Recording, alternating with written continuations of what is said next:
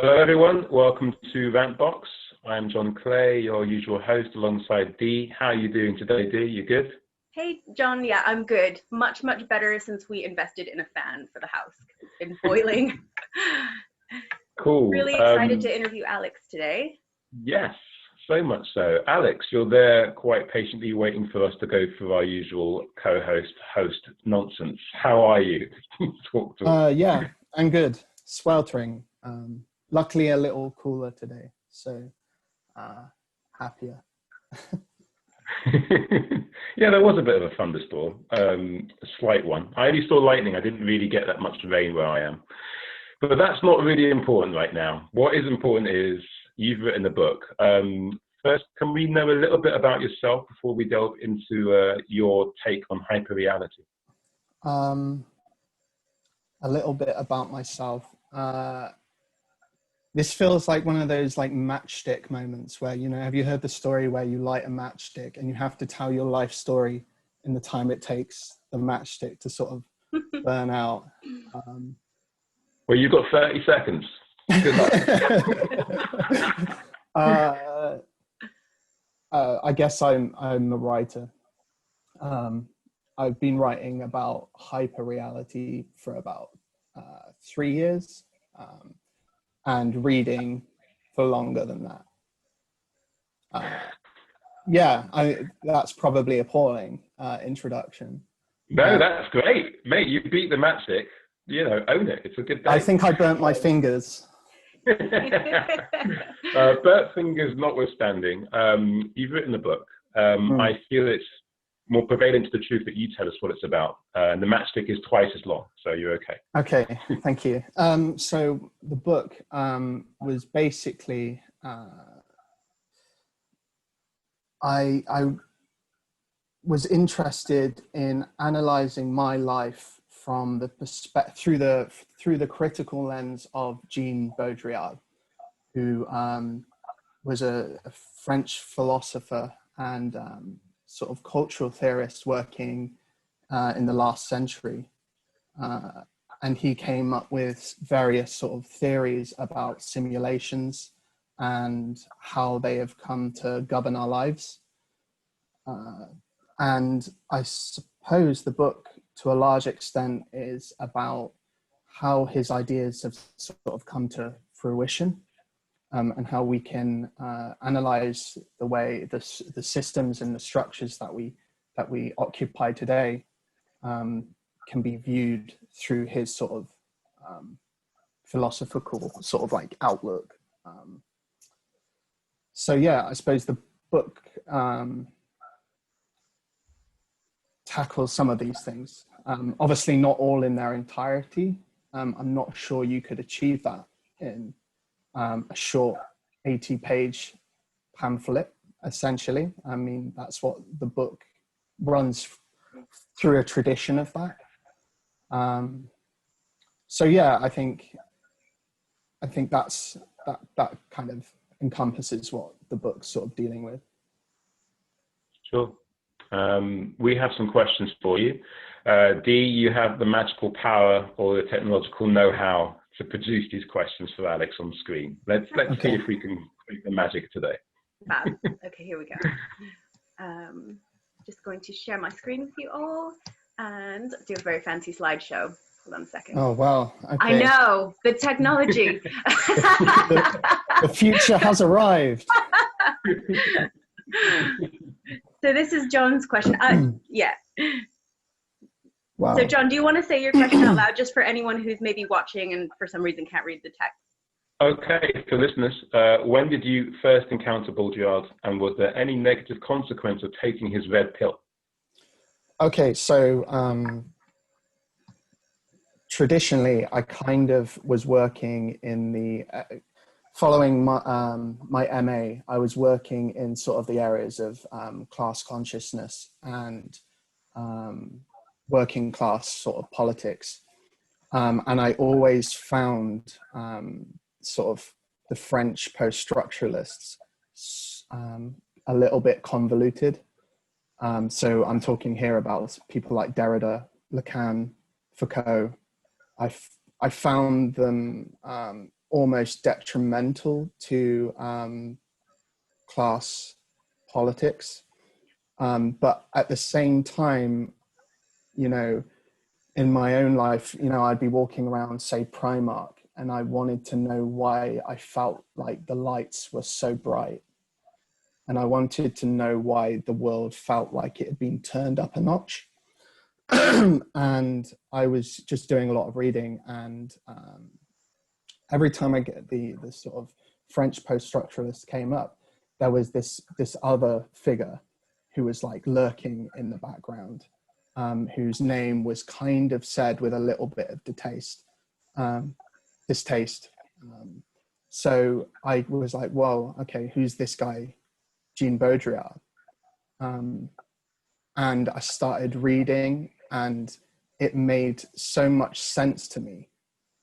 And it explained so much of the world in a way that seemed prescient, and it gave the world a kind of clarity that just seemed to make sense to me. And I think this occurred in, I want to say, 2016, 2017.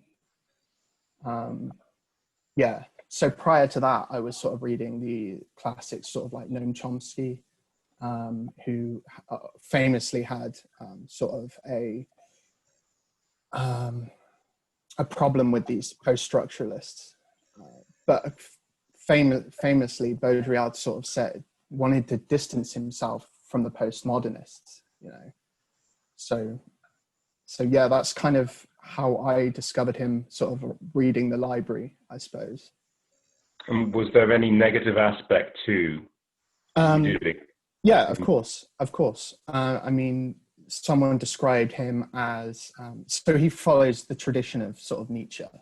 He actually says that, you know, I don't think he says it, but he sort of goes at the angle of you know, he's a disciple of the Nietzsche, sort of Nietzschean tradition in many respects. So a lot of his ideas kind of are designed to fundamentally change the way truth is looked at, history. And someone described him as a sort of like philosophical terrorist in that regards. So yeah, of course, you read him and he's very challenging. He's going to challenge a lot of your conceptions about the world, especially when you get, you know, in his earlier work where he makes that the sort of famous break from Marx in a book like The Mirror of Production, where he says, you know, Marx essentially isn't radical enough. It's a mirror of the capitalist system. And, you know, you take that to, I don't know, you're a socialist meeting and people are going to be hostile to that. Okay. Before moving on to Dee's question, can you give us an example of that negativity or hostility that you encountered, perhaps within yourself, not necessarily from the external? Yeah, I mean, so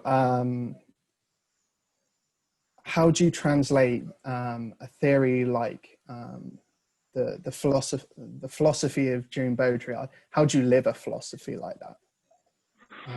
He doesn't provide any answers, and it sort of ends up becoming just a way to look at the world. But then what? Where is the like praxis? Where is the process that that you can like come out the other end? And he provides that. I mean, he says, you know, he's a nihilist. You know, he makes that quite obvious in a book like Simulations and Simulacra. You know, in fact, he says, you know, nihilism is in fact kind of not good enough. He says it would be nice to be a nihilist if there was still a radicality, as it would be nice to be a terrorist. That's what he says, you know. So it could be very easy then to fall into a very Starbucks version of what he does. Of course. Yeah.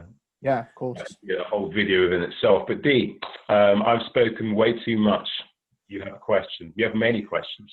Yeah, we Let's have hear it. so many questions, and I hope we can fit them in because it's so interesting talking with you. Mine is not on a fancy slide because my wording is just not as precise as John, so I'm just gonna go for what's on the top of my head.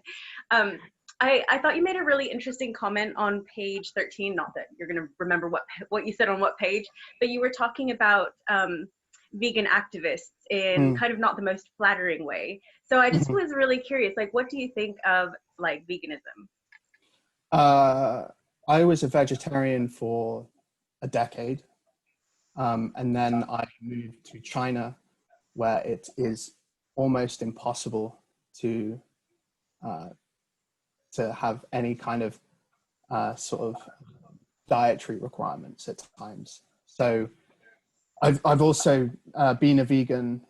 I tried veganism for about a year.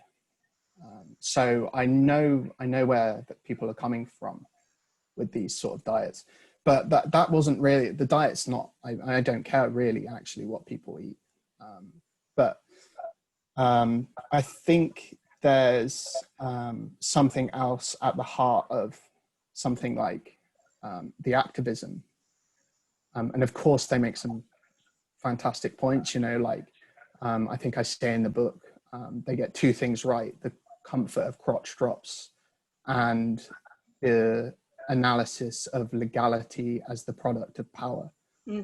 Of course, like fantastic point.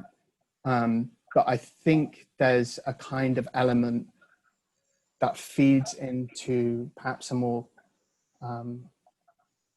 cultural,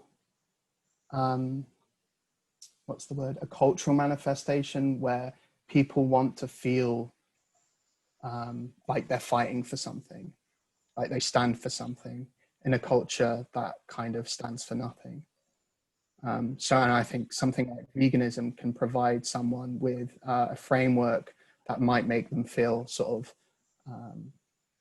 pious to someone who perhaps can't afford vegan food, perhaps lack the education to know what happens to an animal in a slaughterhouse.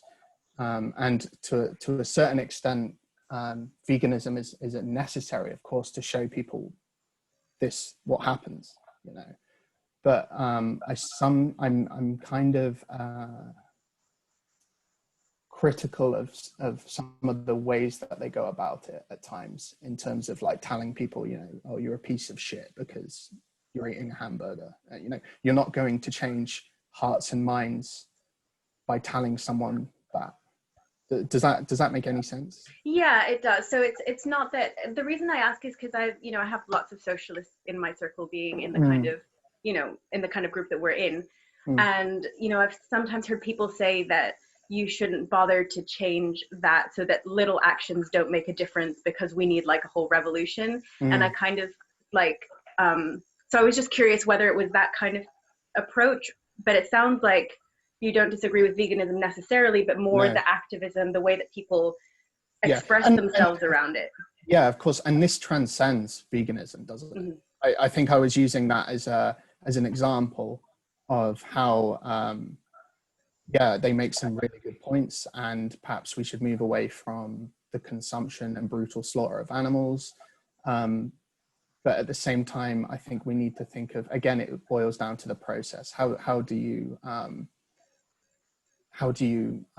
broach these topics? And you need to do them in sort of sensitive ways, and ways that don't provide a kind of narcissistic gratification for yourself. You know, oh, look how sanctimonious and pious and that I can be because, you know, I'm better than you because I don't consume the flesh of an animal. Yeah, I totally agree. Like, because I've been vegan for fucking ages, but I actually had to stop for a long time because I suffered from quite severe eating disorders to the point of hospitalization, and it was something that just would always become like a massive trigger. So I fucking hate it when vegans will preach, because even to me, as someone who was a vegan and tried my best and all of that, you know, at times when it was like either like be in hospital or eat animal products, it was like, well, obviously, like I'm gonna put like my physical and mental health first, like sorry. And now like I'm in a good enough place to do it, but I just like the judgment is so not helpful. I totally hear you there. Yeah. Thank you. Cool. So over to you, John. Shall I get the fancy slide up again? Yeah, please do. Once we do this, there is a question which we haven't got on the slide that Dee actually brought up in our dialects before this video. And I think it would be very important to do that after we do this, because I feel time is slowly but surely dispersing into nothingness. Yeah. So, next question. Are you conscious of presenting the complex in simple terms that any elevation or celebration of such work, your book, for example, might encourage devolved copycat works by others? To a certain extent, I feel like my books are kind of a copycat work anyway. You know, I was using the model of, you know, when Mark Fisher wrote an 80-page book, Capitalist Realism. Awesome. Yeah, I mean, it's, you know, I'm not, people talk about that book now, like, oh, isn't it reductive? And you get kind of this like silly sort of academic disdain for that text at times. I've seen that. And for me, that book was so important, and it follows a tradition, which is a left-wing socialist tradition of pamphleteering, I think. The idea that you could reduce quite complex academic, other concepts that might appear in, you know, a 400, 500-page book can be reduced down to a very urgent text that can be printed quite cheaply, disseminated, and read very briefly, you know, on a bus. And in a way that makes perfect sense to people. So in that respect, I was kind of trying to follow that model and to produce a text that maybe it would just get people thinking about the way that they view the world, not as this with an element of actuality, but with this idea that the world might be made up of a certain level of simulation. And I wanted people to question, you know, am I experiencing something real here? Or is this something that is virtual, that is designed and constructed by someone usually with a lot of money, to put me in a mindset, in a frame of mind that is gonna have some kind of ideological outreach. So that was sort of, I'm not worried about other people. I mean, I see it already. I always thought it was kind of original to take someone like Baudrillard and write a book examining the world from his perspective, or at least examining my life through the lens of his perspective. But it's something I keep seeing time and time again over the sort of like past 12 months or something. I think more people are just realizing how important some of his ideas could be to explaining the world. And yeah, so I'm not really interested in like owning that. Yeah, it would be impossible to, I guess. Yeah. Especially, I mean, this very setup, as much as it's framed as a discussion about big ideas and how they can be reduced in society, ultimately the framework for it, the foundation, is so that people can know about your item and hopefully, you know, buy it. That in itself, I think maybe pollution is the wrong word, but it definitely informs how we treat you and how you dialogue with us, and that in itself, I think, is quite worthy to note. Yeah, I mean, there's also a sort of capitalistic element to it as well, because like I could have written a 500-page book. Who's going to publish that? You know, who am I? So you got to start somewhere. And I just thought, I looked at the writers I admire, Mark Fisher, and I thought, how did he start? How did he create something and give birth to something that occupied a space in the consciousness that gave way to, you know, him exploring other ideas like hauntology, for example. So yeah, a lot of it also boiled down to the fact that like no one was going to publish a 500-page book by me. Well, let's just hope that there is some alternative universe where capitalism doesn't exist and you haven't had to reduce yourself at all, if not somewhat. Dee, we have another question which we spoke about, and it feels fraudulent for me to ask it simply because it's you that came up with it, even though technically it is inherent to the history of this channel and inherent to how I look. So if you want to ask. Yeah, sure. So your book was amazing and super interesting and covered so many diverse topics. And one of the things that I was wondering about, especially with everything going on at the moment, is just kind of the absence of race in your book. So was there a conscious decision, or I guess kind of like, why wasn't that included? Is it related to hyperreality? Yeah, can you tell us a little bit more about that? Okay, so I suppose a lot of people have said I'm a bit of a class reductionist at times. And as a white man, do I feel qualified to sort of talk about race? And it's one of those very difficult topics, isn't it? And I think when you're dealing with a topic like hyperreality, which, you know, some people are going to read that and be like, what nonsense. And I'm, to a certain extent, I'm okay with that. You know, I'm okay with someone reading it and saying, you know, that's nonsense. But then to conflate that nonsense with something as urgent as race and those kind of issues, it seems kind of wrong-footed. At the same time, I think there's this idea that I had that hyperreality, the structures that give way to these mechanisms that control us, it transcends race in a certain sense, but it kind of it gives birth to the structures that cause a disease like racism. Mm-hmm. So does that make sense? Yeah, kind of, because I guess a lot of your book was talking about how the things we think are real are not real.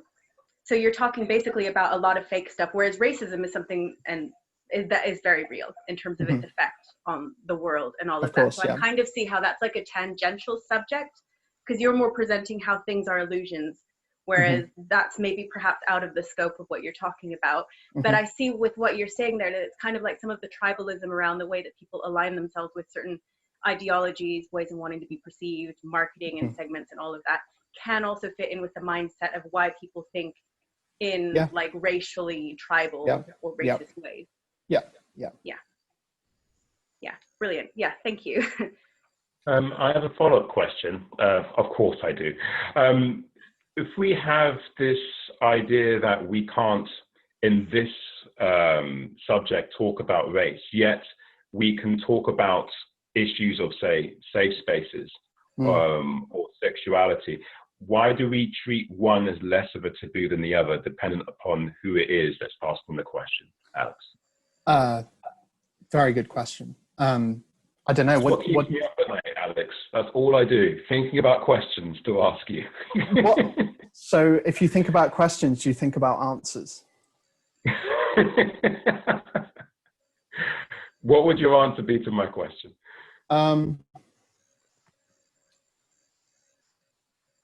I would have to think about it.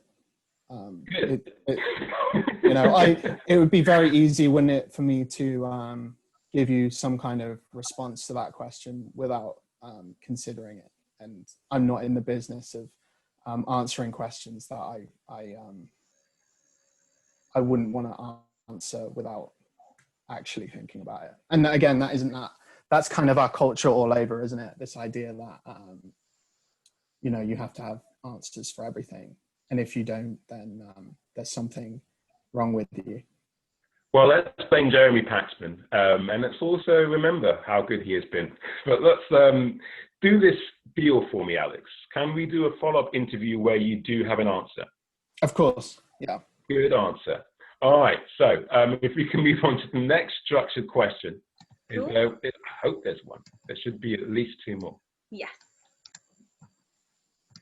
Okay, we've asked that one. New one. Okay, so for some people in our audience, the idea that water is synthetic might be a shock. Yes, put down the Evian bottle. How do you deal with such discoveries? How do you propose others process them? Read my book. I have a book coming. That's good. We should give out prizes, Dee. I think, give us your address, Alex. We shall send you an Evian bottle water subscription. I have a bottle that I want to show you guys actually, and I want to ask you what you think of it. Yes, please do. Oh, turning the tables. Excellent. This is one of this is one of my most prized possessions. What is it? Porsche Center Wilms at Porsche water. Bloody hell, that's posh water. Yeah. How do I feel about it being in your hands is the real question. Can I make a video with you later when I've been able to process that this is happening? Because now it's just eating itself. You shouldn't have this. So once you buy a second Porsche, they give you the bottle of Porsche water. I'm joking. I don't own a second. Are you? If you're listening to this and you can't see the bottle, we'll try and figure out a way. In fact, Alex, can you hold it up to the screen just for a little bit longer? Because that means that Dee can actually take a picture of this or take some kind of like Oh, you're hold on. You know what? I'm such a muppet. I don't know how to do a print screen on my thing. We can do it after, I think. Hold on. You know what? I'm going to do this old school. I'm just going to take a picture on my phone. Okay, do it. Yeah. You know, I like it. That's so funny. Thank you. Got it. Let's go. So someone read the essay on water bottles. Last year I wrote the essay, and when people were saying, you know, what are you working on? I was like an essay on water bottles. I think most people thought I'd kind of gone crazy, and I really didn't need that. You know, but the last thing I needed was, you know, people thinking that I'd completely gone off the rails. But I sort of shared the essay around on water production and how they augmented reality to create this strange world where people buy different bottles of water from the same water source. So I had it in my mind that I wanted to like collect some water bottles just to use as examples of like sign value, for example. And someone got it for me. Don't worry, I didn't go to and check out the Porsches. We'll have to take your word for it. This being hyperreality, who knows? Yeah.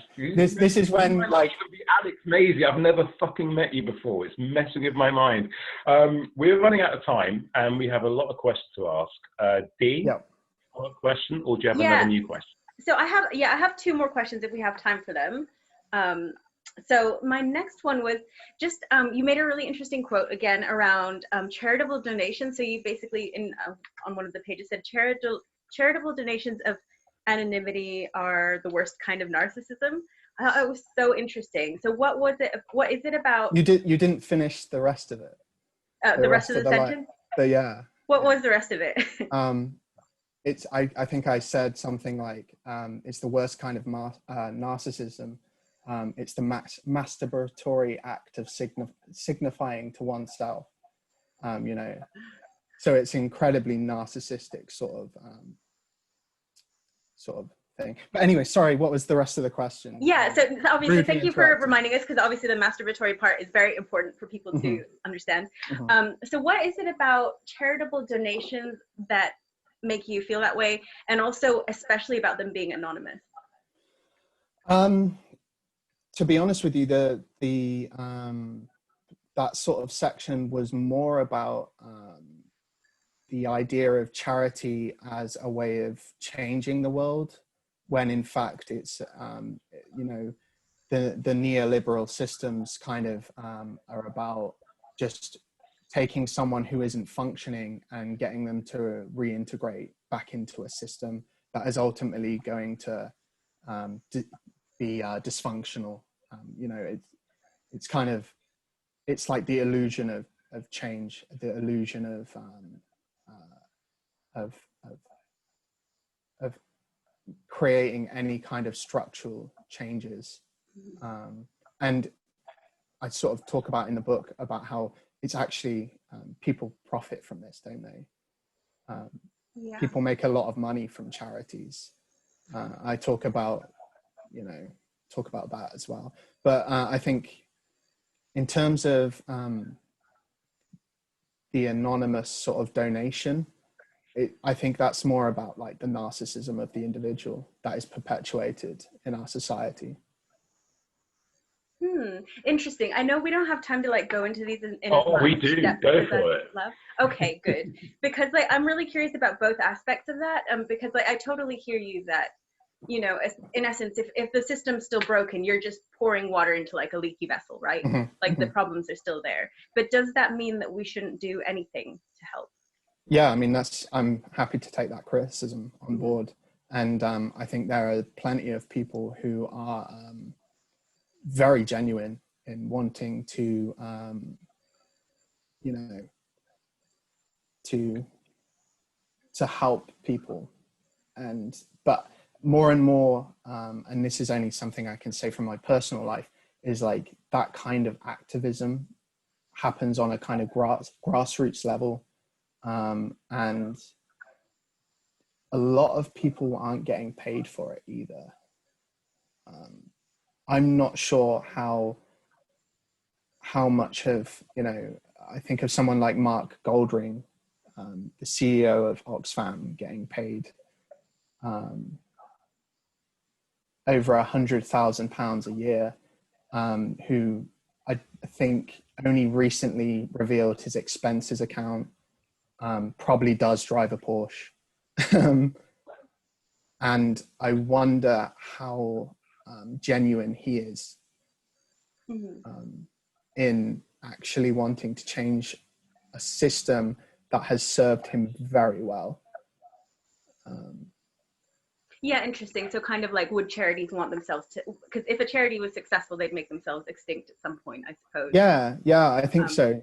I think so. And then you also, you can go back again, I do this in the water production essay, where you have a look at somewhere like WaterAid, and you see that it's been set up by the water board companies in the UK. Now, have they treated us well? You know, the Guardian, you know, said that Thames Water is responsible for so much environmental degradation, and yet they profit. You know, they make close to like $1 billion over like a 4-year period or something, and we're going to trust them to go to other countries and look after those people.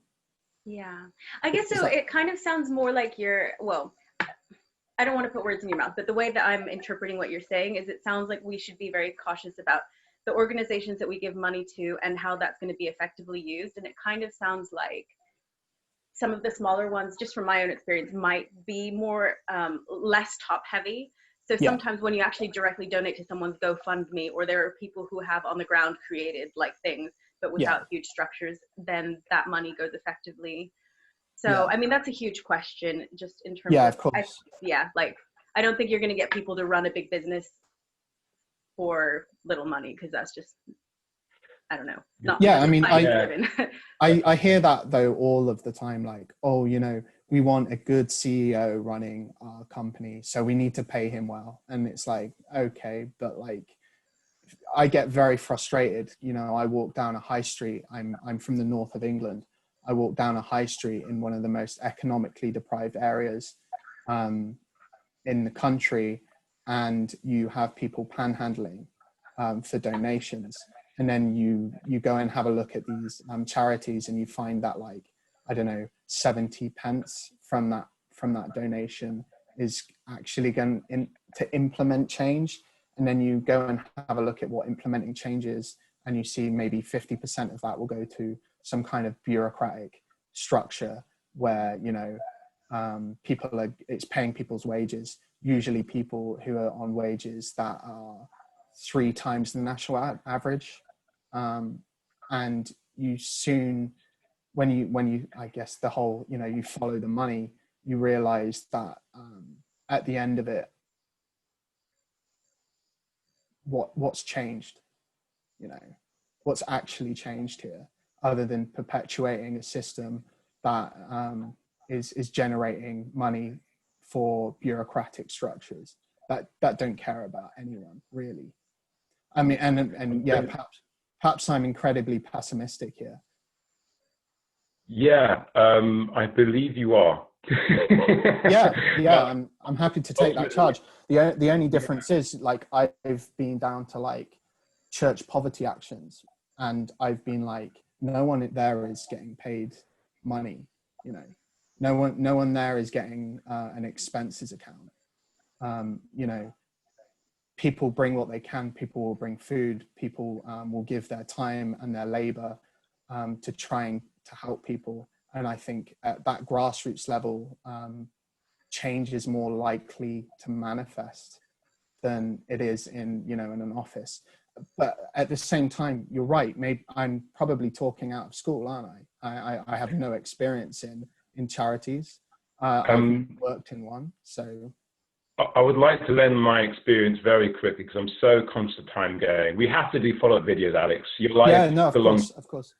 But yeah, I worked for 11 years as a charity fundraiser on the street, and essentially there would be a reduction in people's attitudes towards charity, because they had that view that you have, which I think needs to be aimed hyper specifically at certain charities for it to hold water. And you don't really hold back in your book. You do name certain charities, as you've done here, but I think it's so much more of a problem that we think, well, the bigger systems aren't really doing anything for the change that I want to see. I want to be in that church. I want to be in that community center, seeing the change. Isn't that something that is self-gratifying on a smaller scale, but doesn't necessarily, yeah, and I think to a certain extent, my criticisms of charities in the book were also about getting people to think more critically about the illusions that companies give, you know. So I talk about water aid and this idea that you know, money from their products goes towards charities. Well, actually, they make a lot of money from this. And yeah, so I think it was more about getting people to think critically, and also I think I'm one of those people who I like to agitate. I like to get under people's skin. I like to get people riled up, because then at least they're feeling something. Okay. I know I've got, one more question on the whole screenometer. Yeah, shall I share it? I'll click on you. Yeah, please. We'll be real quick, and then we'll have to wrap up and help you sell your book, Alex. So, are we ready? Okay, so you've accused some homeless charities of failing to address the root cause of homelessness. What root causes, and why do you think they commit themselves to this fallacy? I think we've covered some of that in our natural speak, but if you've got anything to add, then please, this is your... Yeah, sure. I have one other thing that I would like to add to that. And I think there's this idea that, I say it in the book, that homelessness is evidence of the system's failure. There's this idea that, you know, oh, look at all of these homeless people. This is evidence of capitalism not working. Well, I think that's to fundamentally depower homelessness almost, because I think the iconography, the environments of homelessness actually serve the system quite well. I think, you know, this is what happens to you if you don't pay your rent to your landlord. This is, you know, it has a very powerful effect on the consciousness. And for people to say, oh, you know, it's evidence of the system's failure, not really. I think, you know, and you see this time and time again, this idea that, oh, I'm so anxious, it's evidence that capitalism doesn't work. No, this is exactly how capitalism is structured to make you feel. Because someone who is content, sitting at home, they're not out spending money. They're not out giving people, you know, oh, I'm so panic stricken, you know, I need to go out and there's so much wrong with me as a person. I need to go and give my money to Gucci so I can symbolize, you know, how successful I am as an individual. And, you know, I can become the person I want to be. That all this advertising, you know, symbolizes to me what I could become, what I could manifest as a human being. And you only achieve that through heightening people's anxiety, through making people feel depressed. So yeah, that's something I would like to add to that question. That is so interesting, because you're right. Like, I feel like Tories love homelessness because they need us they to love see. It. Yeah, they need us to see that, like, because that's the whole thing. Like, you deserve what happens to you. If you're successful, you deserve that. If you're in the gutter, you deserve that. Yeah. Mm-hmm. And that's something we're told time and time again. And yeah, it serves its purpose. It shows a certain class of person that if you fail to play along, if you fail to get a wage, if you fail to follow the commands and demands and the simulations of the system, this is what happens to you, and fuck you. Like, that's how they feel. Alex, Dee, we've run out of time. I've always wanted to say it like that, but yeah, can we do this again? Because there's way too much in there that we can't possibly open it up now and actually say that we can end it in time. Alex, where can people buy your book? When can they buy your book? Tell us more.